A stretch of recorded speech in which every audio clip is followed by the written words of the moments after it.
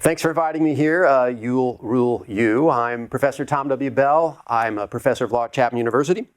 And this work is sponsored in part by Aletheia Systems, and I'm going to today tell you about the draft Distributed Governance Index. I'm excited about this. I think it'll help us do governance in these new communities better. But I'm going to start with disclosures and caveats, and I'll tell you about this exciting thing that's happening now online.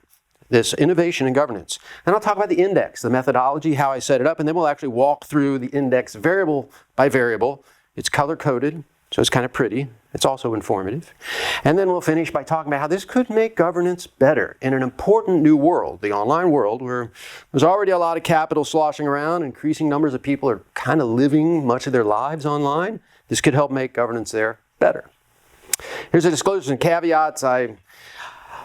I took on this work as a law professor who, through his university, has contracted with Aletheia Systems, an outside party, so that they buy me out of some teaching obligations so I can help them with their work. And I just want to make clear that they sponsor this work, but none of the people ranked here have given us money or anything. I don't have any formal associations with any of the protocols ranked here. And there's some other wordage there. So there you go. Let's move on to do some fun stuff. Let's talk about what's going on online. It's actually fascinating. And this is a quick look at all of the distributed protocols that are, I'll say, ranked in the index. I don't rank them in terms of 1, 2, 3, 4, best to worst. This ranking is by market capitalization as of last night. So Bitcoin, we'll see the numbers later, is the largest distributed protocol in terms of the assets sloshing around in the Bitcoin network. And I'll tell you more about this later. And these are the variables on which we'll say they're scored. And this is happening now. I'll show you the numbers in a second. These are several large, in terms of capitalization and people involved and lines of code written, several large distributed protocol communities. Let's talk about how the index goes about evaluating these new forms of governance. So here we go. Here's the market cap. And I went about choosing the protocols to rank based on basically two criteria. First and foremost, how big they are, because markets are pretty good at telling us where value is. The people who invest in these protocols are putting skin in the game. They have every incentive to make good judgments as to which of these protocols, which of these communities is going to survive and generate value. So it's mostly market cap. And here you see, actually there's an M there, so okay? This is 824 million, so we're actually into the billions. You want some big numbers. I don't know about you, that sounds like a lot of money to me. So as of last night, today being July 21st, 2019, there was, over $190 billion in value sloshing around in Bitcoin. And all these top ones are the top 5. There you go. And then I included these both for their size. These are still considerable, very large institutions, and even Horizon, kind of the little dog in this pack, is still considerable. It's got 44 million sloshing around. But these are chosen mostly because they're interesting to me for reasons I'll tell you more about. These people care about governance. These are big, maybe in spite of not having much governance. It's an interesting question here. In fact, I'll pause and say, I don't want you to assume more governance is better. The evidence is Bitcoin has almost no online governance, and it's the biggest and arguably the most successful. This just tells us who we're going to look at. So let's look at them. Let's talk about, I should tell you a little bit more about the methodology. I got to back up just a little and say, so these are how I chose them, and you want to know, how did you assess the variables? And it's pretty simple, friends. For step 1, it's basically me. I work with clients in this field. I get online, I spend a lot of time reading white papers about Bitcoin. I read commentary on Medium and on Cointelegraph about these protocols. I talk sometimes to the people involved. That's step 1, and you're seeing this is the draft DGI, the draft Distributed Governance Index. You're seeing what's basically coming out of my shop. That's step 1. It's still draft. Step 2 is going to be interesting. I'm going to put this draft, this is the plan, in front of people who work in the industry. And I already have a pretty big player. He's a founder and major investor, he or she, or it, it's a he or she, in one of these protocols. And I hope to have other people at other protocols evaluate it. And then the public will finally get to see, here's what Bell started with. After he talked to these people who work in the industry, who ranked each other, here's where the index ended up. So that's what we're going to end up with, hopefully, eventually. Let's start with the variables. Here are the things that I care about when I evaluate governance, for good reasons, which I'll share with you. Exposure to 51% attacks. A 51% attack can bring a protocol to its knees, can destroy it, so that's a bad thing. You can't have governance if your protocol is destroyed by people who walk in and reverse the last 6 months of transactions, leaving zero trust going forward. Chain clinging mechanisms. I'm going to have to explain this because very few people in the industry are aware of the huge danger lurking here. It's a sunny day in Pasadena. I have a sunny disposition. A lot of this message is not sunny. A lot of this message is, if you care about governance, you're doing it wrong, and you should care about governance, and this could all blow up in your faces. Friends. And I'm invested in these protocols too. These are my peeps. I don't want bad things to happen to my people, so I got to warn you about it. Secret voting options. I care about this. Not enough people do. I'll tell you why. Open access to making proposals to improve a protocol, so it's a community. You want to have like at least a suggestion box. We'll talk about who's doing that. Processes for affixing the protocol when you need to update it or there's a problem. Right now, most of the protocols like Bitcoin, oh, there's a problem. What are we going to do? We're going to hard fork. What else can you do? That's all they got. Again, it works okay for Bitcoin, but maybe that's not what we want all the time going forward. Systems for funding common goods. My libertarian friends here might shudder, but I'm totally okay with this. I'm totally okay with this. We know from Ostrom and others that when you have shared property, you have to have institutions to control access and enjoyment of the assets. So that's what some of these communities are doing. And users placed in privity of contract. Basically none of these protocols have the one thing I always tell clients who come to me with internet law problems, who have some kind of online presence. Are you putting people using your system under some kind of agreement? Do they have to click OK? Do they have to go through the front door and sign in? Or can they climb through the window? You don't want people climbing in the window. Almost all these protocols let that happen. Let's carry on and get to the color coding. So basically the color coding is simple. Red is danger, yellow is caution, green is you're at least not in the ditch. I'd say go, keep going. So we know who our protocols are, how I chose them, and this basically talks about 51 attack exposure. And of course, Bitcoin, this is scary. Now there's a lot to say here under 51% attacks. This is the one topic almost everybody spends a lot of time talking about, and they should, and there's a lot of uncertainty. My notes here say, might improve if Chinese ban crypto. The real problem, I see it right now, I'm just one guy talking. I'm not really a coder. This is the one protocol I think I've invested in. I have like one of these tokens, Horizon, just to disclose. It's worth like 12 bucks. But I worry about Bitcoin because why? Well, there's enough mining capacity on mainland China right now to basically do a 51% attack. Now, of course, it's in private hands. Now, what does private hands mean to the Chinese government? It might not mean exactly what those of us holding Bitcoin would want it to mean. But would the Chinese government have something against Bitcoin? Indeed, they might, my friends, if they see a lot of capital flight. Now, that's something to think about. There's other things to think about. Now, I said it might improve if Chinese ban crypto. Why would that be good? Well, this is just like a throw at a dart at the geopolitical board. And I'm not a Chinese scholar. I don't speak Mandarin, any of that stuff. But it's actually almost better if the Chinese ban crypto because that drives all the miners underground. If they're above ground, the Chinese People's Party just walks up and knocks on the door and says, for national emergency purposes, we're co-opting, don't tell anybody or we'll shoot you. Actually harvest your organs if we like. They do that in China. It's very convincing when somebody says, I'm going to take your liver if you don't play along. So don't tell anybody, but we're going to tell you what to do with all this mining stuff. And then boom, there it goes. Whereas if it's underground, maybe even the People's Republic of China would have trouble tracking it down. But let's move on. The whole report, which runs many pages, friends, you can click on these links and it'll tell you some stuff. Gives all the details, some interesting things in here to note. Note generally, this is a trend you might have noticed earlier, kind of gets better lower in general. The top ones look like they're a little shakier. Ethereum, another top player, it's in a bad position until it makes this move to proof of stake. You know, proof of stake is a problem. If you do, proof of work is a problem. That's where you get the 51% attack. If you make it proof of stake like EOS or Tezos, this is not your problem. You got other problems, which we'll look at. I'll just take a breath here. I would like to invite some questions because I don't want to talk straight through, but nobody at home can see you. Have you got some kind of technical, like correction that our audience needs to know? I'll move on. Okay. All right, let's do some more. Got a lot to cover. Did a lot of work for this chain cleaning. What's the problem?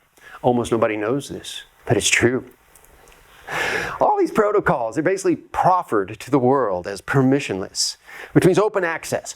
You meet anybody. If we know the protocol, just like if you know TCP/IP, the protocol for the internet, and you get connection to a telecom network, you're talking to the world. That's a beautiful thing. Same thing with Bitcoin. You know the protocol for Bitcoin? You can set up a mining shop. You can build it from the silicon up if you want and set up a mining device in your living room. Look out for your electric bill. Open access. Ethereum likewise. Not all these. Not all of these. Some of them are a little, well, anyhow. But let me just tell you about the problem. Well, I don't know if you've had somebody here explain Bitcoin and other distributed ledger technologies. We talk about blockchain. That's one of many, well, a few distributed ledger database technologies. And the basic idea, this is a lawyer's description quickly, is it's a bulletin board where you can't take down postings. Everyone can see what's on it's a community bulletin board. Everyone can see what's on the bulletin board. It's verifiable. You know that Jim or whoever, A36X1Z, whoever that is, you know it came from him. That's verifiable. You know when it went up on the bulletin board. You might not know who this Jim guy is. You probably weren't watching when he slapped it up there. But whatever. We can trace it back to him. And you can't take it down. That's why it's immutable. That's the charm. If you don't like central governments, you can't do one of these communist erasing of faces things. So that's beautiful, right? Yeah, until some 14-year-old punk decides to put child porn on your bulletin board. And now what are you going to do? You can't erase it. Now everybody who's running a node is liable for hosting child porn. That's bad. That's very bad for a number of reasons, which I hope I don't have to explain. Both legally bad and ethically bad. And child porn is, that's the scary one. That's criminal. Basically, if somebody says, you are running a database, public accessible, and there's child porn on there, you're in trouble yesterday, okay? You're taking that down. There's not one of these, pay a fine, it's cool. Or you're Google, it's cool. It's not that, okay? That works for copyright to some degree. It works for Google. But there's other problems. Defamatory speech, trade secrets, patent infringing speech, because you can patent software. And if you got enough room on this public bulletin board to put up code, you could probably infringe a patent. Copyright, yes. Now I'll just take a breath here. If you're like me, you're starting to hyperventilate. I'm thinking about all my friends in the industry who suddenly expose themselves to massive liability. Not good. Bitcoin is actually in not the worst place here because they only allow 8 bytes of, so this gets a little technical, but the problem is when a protocol, as part of its protocol says, when you put the hash of a transaction on the bulletin board, the hash itself is not the problem. There's a little field there where you can give us some metadata. Bitcoin only allows you 8 bytes. Now it turns out you could actually infringe. You probably couldn't do child porn in 8 bytes, but you could probably infringe copyright. It's a little kooky. It's right on the edge of what the law allows, but basically this is not as much of a problem for Bitcoin. This is a big problem for Ethereum in my opinion, okay? Just my opinion, academic, one guy talking. They allow big fields. That's one of their supposed virtues. We're better than Bitcoin. You're different from Bitcoin. Liability-wise on this, very scary. So what do you got to do? You got to have chain cleaning. You want to do online governance right in this risk-laden environment, you have to have a regular process for saying, we're going to rewind that, everybody.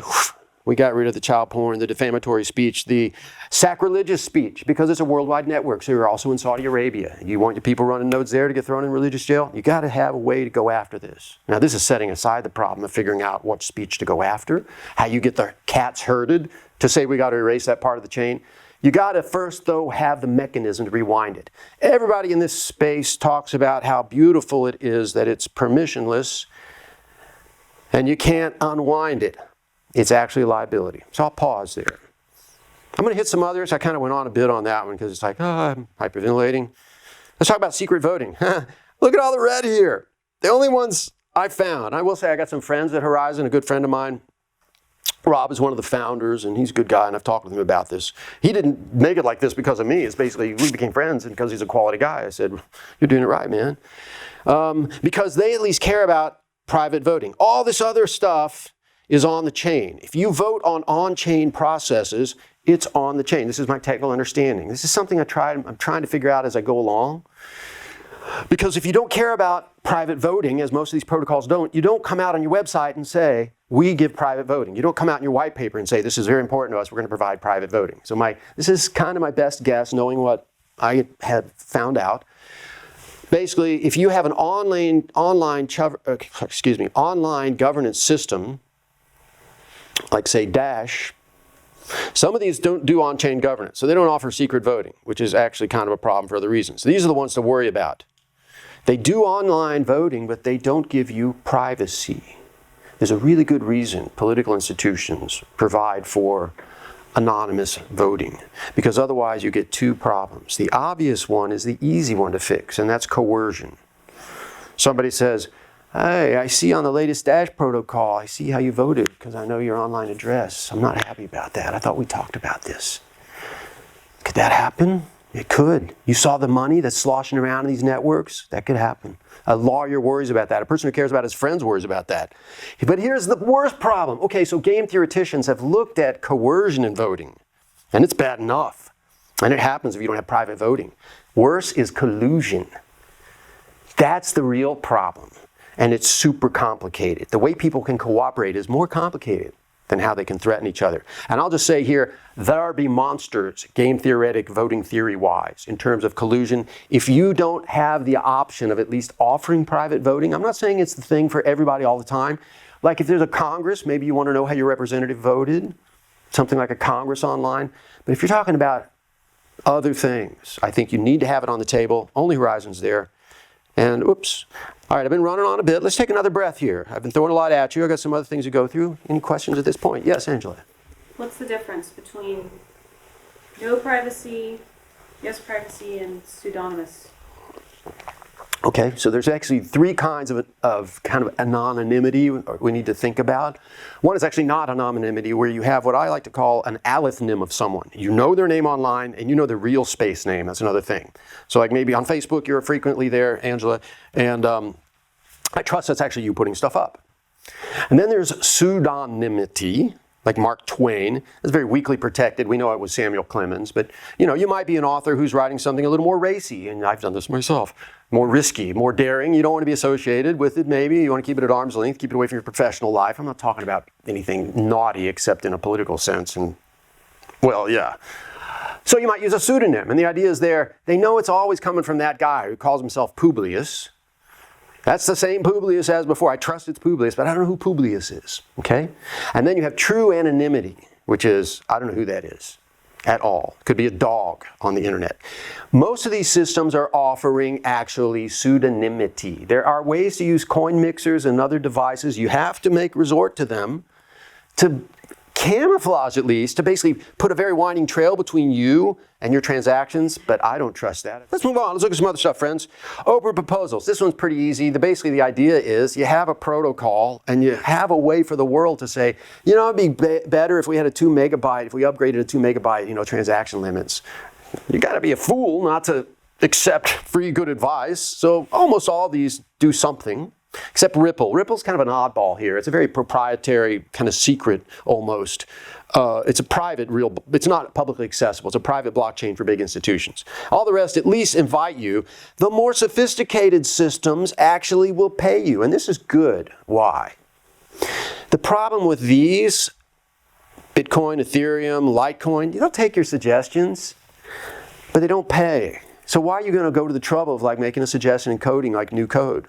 Because you got a lot of money in the system, or somehow it advantages you. Actually, maybe you're invested in Litecoin and you're doing a Trojan horse on a competitor. There's another thing we got to start thinking about, people. Most of the analysis you've seen to date is, will Bitcoin survive this upgrade? We'll have a 51% attack. People are not thinking enough about, what if you want to be you're in Litecoin, you want to short Ethereum?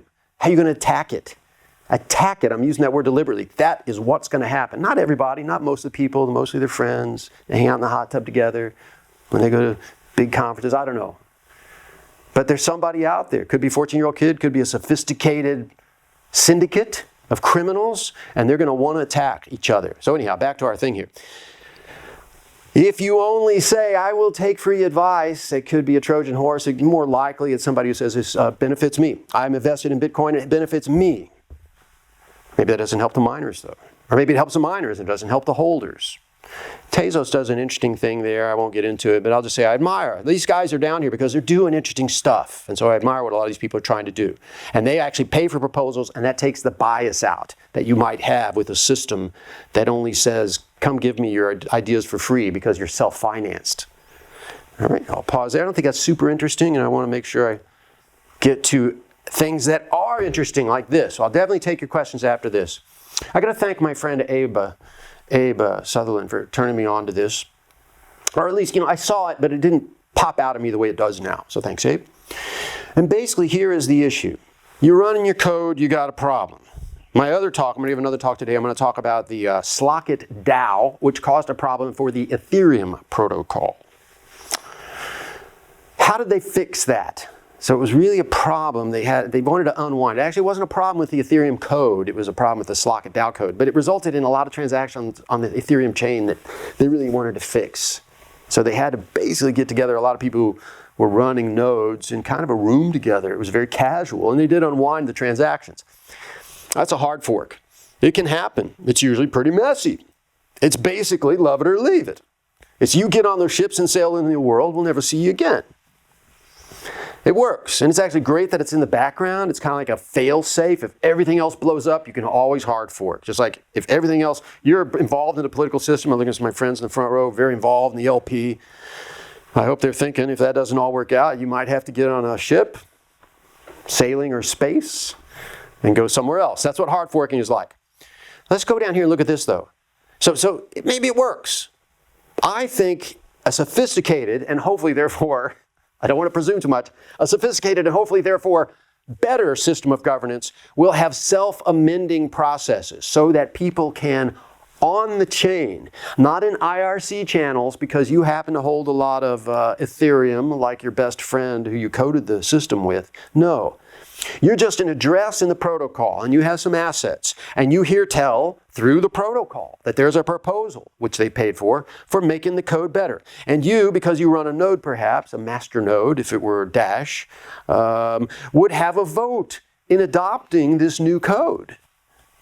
You got skin in the game, you should have some say where the protocol goes. And it's all tabulated automatically. And lastly, this is the last thing, there is no discretion in terms of fingers on keyboards. After the vote comes in and it says, we like this code, enough of us, per the constitution of this community, enough of us like this new code, it becomes the law automatically. You don't have one of these deals where there's like, the executive gets discretion. Thanks for all those laws, I'm going to pick and choose and do my favorite things. No, it's got to be algorithmic. That is the rule of law. That's really what everyone's aspiring to. The problem is getting in hard code all these important human things. It's super difficult. If we do it right, things are much better. All right, I promise I'll take a breath. Really interesting political philosophy going on here, actually. Practical political philosophy. You got questions, anybody? Yes, sir. If you go to Melinda's talk later, you'll hear all about our Walking Liberty crypto coupons for the entertainment industry, where we are rewarding people for audience participation in at least 16 different ways. We're running a presidential candidates debate tournament for weeks. So you're able to incentivize people. You have a question. You're able to incentivize people with your system to, I guess, engage in entertainment. What's your question? Not only because they're going to get used to doing that with other ideas, the coins themselves or the crypto coupons that they get and can be cashed in. I don't think they can hear you, so I really have to ask you to ask the question right away. So I can answer it. To figure out some of the ways that people not only can vote on presidential candidates, but they can vote on the way the protocol. That sounds great. Let's move on. Really, people at home are going to be watching. They can't really hear you. If you've got a question, I want to. Yes, Mark. I think you sort of answered this already, but let me just put it out to you. So the one thing that attracts me to Bitcoin is the fact that there's an absolute maximum on the number of Bitcoin. And because of this requirement that that'd be hard forked, as long as I know that I'm working with the original Bitcoin project, I'm benefiting from the fact that there's an absolute cap on the number of Bitcoin. Yes. Now, if we allow for this voting, and could it be amended? And for these forks that are not, yes. We're updating the software, right?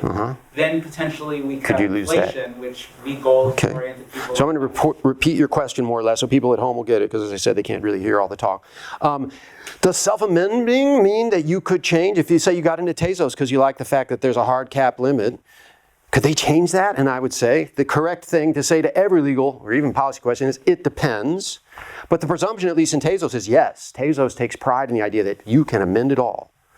You got to go through the right steps. Now, Bitcoin, of course, you can't amend at all unless you do a hard fork. So actually there I'd say you don't have that worry, Mark. Bitcoin can't do that to your Bitcoin. So in a way, that's like a good thing. Again, you're raising, like I said, there's some political philosophy going on here. Is it better to have adaptability, or are you going to end up with like the living constitution, which in the United States means more like the metastasizing monster constitution? I don't have easy answers for that. The index is designed not to tell you what the best government is. That's why it's not really a ranking. It's sort of, these are measures of governance which we have reason to care about, and per that variable, here's how these people do. Here's how, not people, here's how these protocols, they're not people. Let's look at some more. I got a few more. Commons funding, pretty much what you would expect. You find something that needs to be done for the whole community. Oh, we got to upgrade our security. Now that we've allowed capital flight out of China, they're hot down our shirts. We got to upgrade our encryption so that they can't shut down our transactions en route. How are we going to pay for that? You're not in Bitcoin. We talked about this. This is related to that earlier problem of getting proposals. That's just, are you going to listen? Are you going to pay and encourage? This is related, of course, because if you're going to pay, there you go. And there's some different things going on here. I won't get too far into it. Some of these have like foundations off to the side, which fund the common goods, but they're not in the chain. So you don't vote on chain because you have the token on which projects to fund. But there's a foundation set up. Many of these have these actually on the side, which is like a do good works foundation, funded usually because they hold a bunch of the tokens. And so they went in value after they distributed it. Anyway, let's move on. I'm almost done with these protocols. User privity is an important one to me. A lot of red here. Privity is a term we use in contract law. It just means, do you have a binding contractual obligation with somebody? Have you clicked OK in a contract which is binding? Almost nobody does it. They don't even care. They don't even try. It's terrible. I'll explain why. Let's point at EOS, though, and say, they tried. They thought about this. Yay, EOS. They evidently didn't talk to any lawyer that I taught and who got a good grade and remembered anything I taught. They didn't do it right. EOS does not do it right. They have some like hand waving in their constitution about how this is a binding contract, but they never have people click OK. They never actually make, as we'd say in contract law, I teach contract law, they never make an offer that can be accepted. They let people climb them in through the window. You got to make them go through the front door and sign the guest ledger, which says, okay, I agree to the rules. So nobody really does this. EOS tries. At least they see the problem. Now everyone will see the problem. I hope they listen to this, and I'll tell you why it's so bad to not have privity. You can't do governance if you can't bind people. You don't bind people just by talking at them. You got to get their agreement. We call that consent of the governed. It's not only important for purposes of law, which it is, it's also important for political philosophy reasons. We got a chance to do governance better online. Out in the real world, terrestrial governments are kind of sloppy with consent. It often boils down to love it or leave it. I got the most guns, whatever. It's not pretty. We can do it right here, but you got to try. And if you don't do it, here's what's going to happen. You're going to be on, let's just pick one. You're going to be on Decred, which is really super impressive. Decred's really one of my favorites. They think so much about governance, but they haven't thought about this. You have a transaction in Decred and it goes south and you want to sue somebody, and you're going to go to your local district court.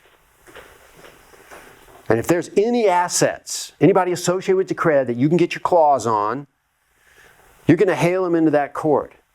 And now they're going to want to say, well, this happened on Decred. It's in the cloud. We're autonomous. We're independent. You tell that to the marshal. That's not going to get you anywhere. What will get you somewhere, what will get you out of that, oh, by the way, you think, well, I'm in a local district court. What's so bad about that? You're in the local district court of every sovereign nation in the world because Decred goes everywhere.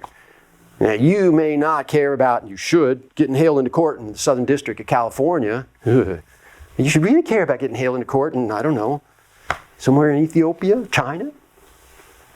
You don't want that to happen. How do you control it? You have a contract, and you have two things: choice of law. Any disputes arising among users of Decred will be resolved under these rules. The rules should be ULEX. That's something we could talk about later. I got a perfect set of rules for you peeps. I've already written a cryptocurrency trading contract using ULEX.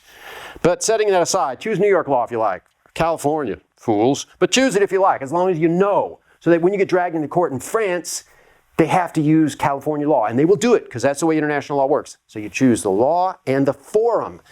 Because they don't hail you into court in France. Or if they do, you show up and you say, non, pas ici. Because France will respect if it's done right. This is why you hire lawyers, EOS. If it's done right, even a French court will say, we can't hear this dispute. You said in the contract they were going to apply ULEX, and it was going to be heard in this online forum. Well, I got to respect that, says the French court under various international treaties. So, super important to have user privity. If you don't have it, you get dragged into terrestrial courts all over the planet under a hodgepodge dog's breakfast of rules that you cannot plan around. That is not the rule of law. That scares away investors. The way to do it, to have success, to have the rule of law, to have good governance, is you create a constitution-like document and you make sure everybody that comes into your protocol is clicking OK. Yes? None of them? Not a single one has a TOS? I have not been able to find it. I have not purchased crypto tokens in every one of these environments, but I have no evidence that a routine purchaser of one of these crypto tokens, which often comes with voting rights, ever goes through a TOS. That's crazy. Okay. It is crazy, says my fellow lawyer friend, becoming lawyer, better than most lawyers, friend, Angela. All right, I think I got to wrap up soon. I think my time guy's not waving. So we got through all that? Oh yeah, okay, so let's just kind of wrap it up now. I got a little more to say. I want to give you some big pictures. So let's talk about, I've already hinted at this, why this is, I almost said fun. I'll say interesting. It's terrifying sometimes. Why? I care about this. I have clients and friends who work in this field. I myself have, some crypto assets. But more than that, what I really care about is it's the future of governance. We have a chance to do governance right. And it's not just a bunch of hobbyists sitting around a folding table with little cards. Not that there's anything wrong with that. But there's hundreds of billions of dollars in assets sloshing around in these protocols. Much ferment, a lot of competition. It's like the Cambrian age for institutions. And we're seeing all these new institutions popping up, trying all these interesting things. I'm going to talk about that in my next talk about digital autonomous organizations. Some more. It's exciting, but man, it's a mixed bag. Are they doing a good job right now of designing this new mode of governance better?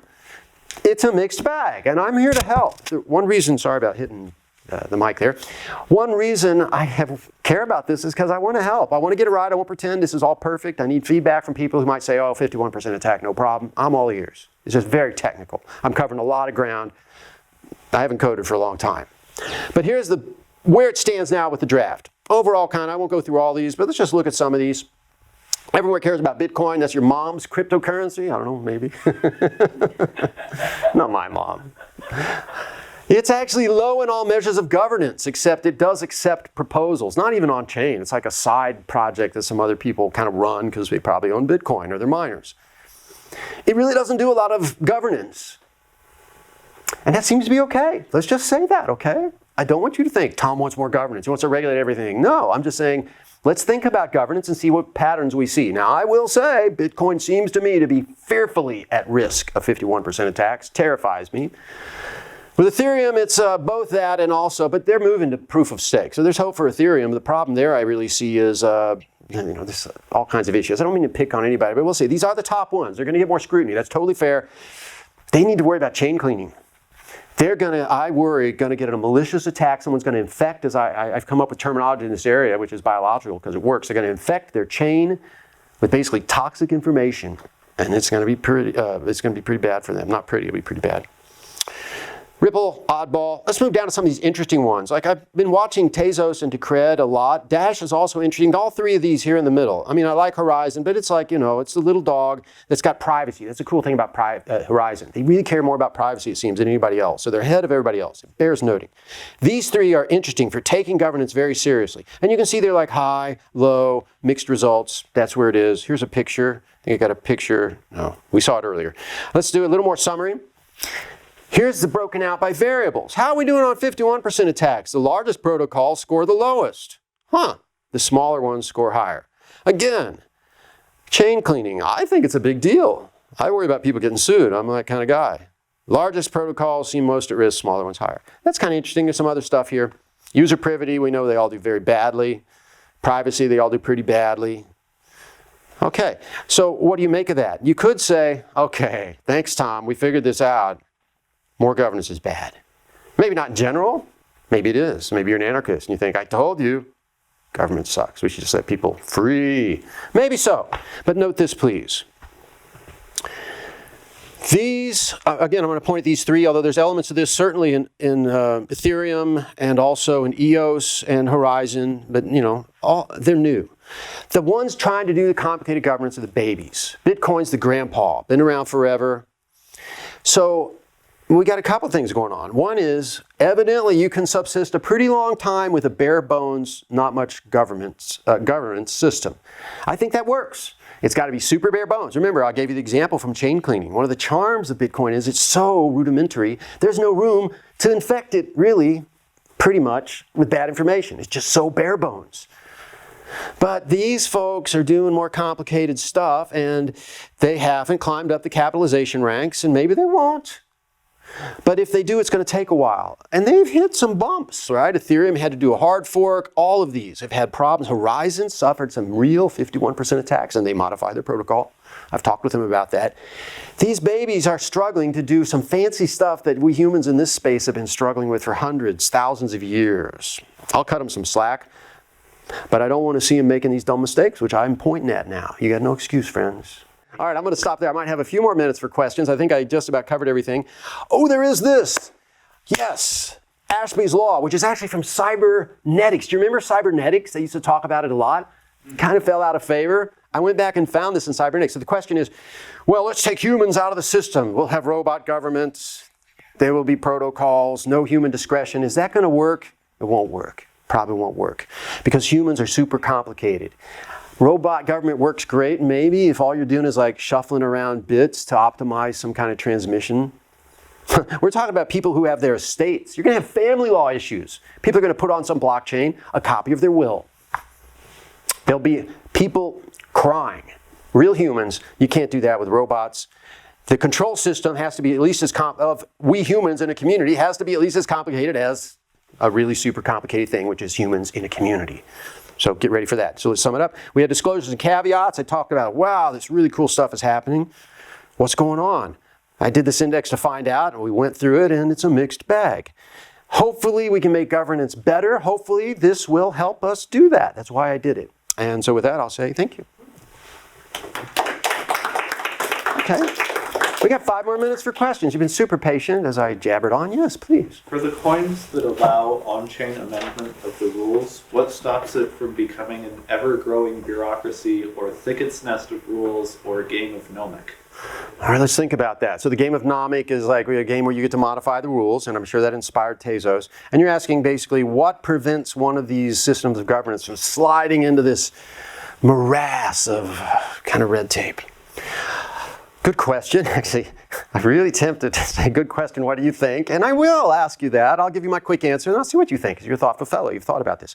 I think there will be market pressures to avoid that. I think it's possible you could get your tokens trapped in the red tape, and other people will stand on the outside and say, whoa, glad that's not me. And you'll be watching people trying to get out, and they might make it or might not. But at least those people will say, yeah, I'm going to go over here. What do you think will happen? I'd add more rules.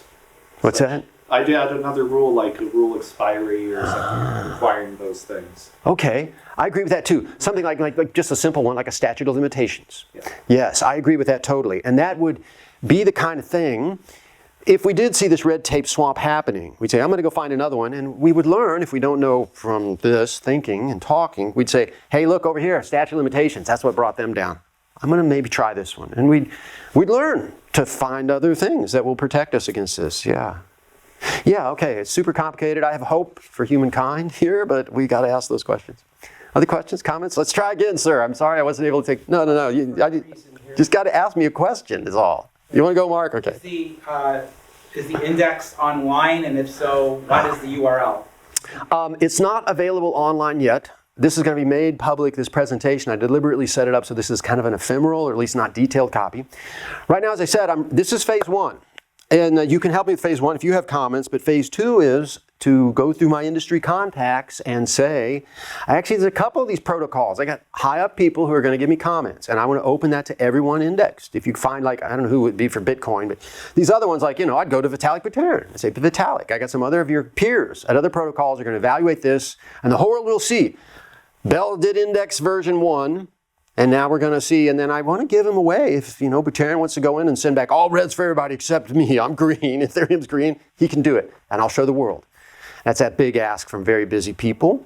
I'll be happy with subalterns. I'll be happy with really people that will make it better. But that's the goal. And then the whole world will be able to go online and say, probably they'll kind of say whatever Bell said, we don't care. Show me what these other people in the field said. And that'll be super interesting for all of us. You could have, maybe Vitalik, and he's going up against somebody in another protocol, and we can compare. It'd be so interesting. Anyhow, I'm in it for I'm studying governments. If you have money, you're a trader, I think it'd probably be super interesting to you too. That's a little bit rich for me, but people like to do that, and more power to them. They've given me this information about what the market thinks about market cap. How much time I got? One? Yes. You can do it. Come on, give me a question.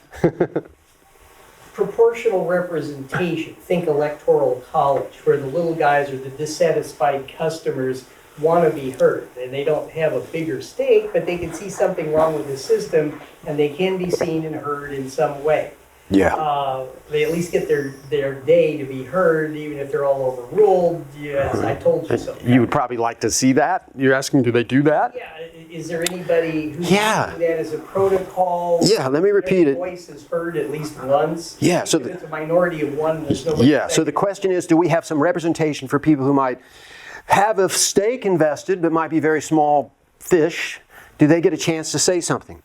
And it depends. It depends, but definitely some of these systems do. I'll give you an example from Tezos, which I've looked at a fair amount. Tezos does a couple things to open up access. One is they say, anybody who wants to make a proposal to improve our protocol, we invite it through this on-chain process, and we will even reward you if your proposal gets adopted in our voting process. So that's one thing they do. And so even like me, if I come up with some idea, I figure out how to code, they'll not just invite my idea, they'll pay me for it, so that's cool. And the other thing they do is they have a kind of bifurcated voting system. And a lot of these systems like Bitcoin, there's a couple of big players in it with a stake. The miners who generate coins, and then people like maybe you and me who just hold coins, trade in them. We care about the value, but we're not miners. Very different interests sometimes. They often bang. Tezos gives them each a vote. So Tezos they call them bakers, kind of making a part of the vote. It's complicated, it's sophisticated. And then the people like maybe you and me who are holding Tezis, sorry, they don't call them that, that's the wrong word. Tezes will get to vote. But I will say last thing, you're also, sir, raising a question about the one-person veto. Can one person stand up and say, I have one Tez, I'm the littlest person here in terms of my stake, but it's wrong what you're doing? And not yet, I'm afraid. I think that's something to think about. Thank you for raising that. And I'll say, if we put people in privity, we can have regularized equivalents of civil litigation, civil cases in these fora. And then I would be able to say, that was fraud. I have reason to believe that what you think happened by the algorithm was controlled behind the scenes. I've got, some kind of server code or something. I need a venue where you'll have that. You'll probably end up in my dream world. It's not really a dream. I think it's pretty close at hand. Would you like to start that court system? Yes, you would have an online court system, online laws. We would generate our precedents online. And pretty soon, you're looking at terrestrial governments saying, that's interesting. Yeah, well, look, you handle like the dirt. We're going to do all the important stuff with this governance that actually works and respects our rights. And that's, boom, freedom and therefore growth. And we're all better off. All right, I'll stop there. I think I'm out of time. Thank you all.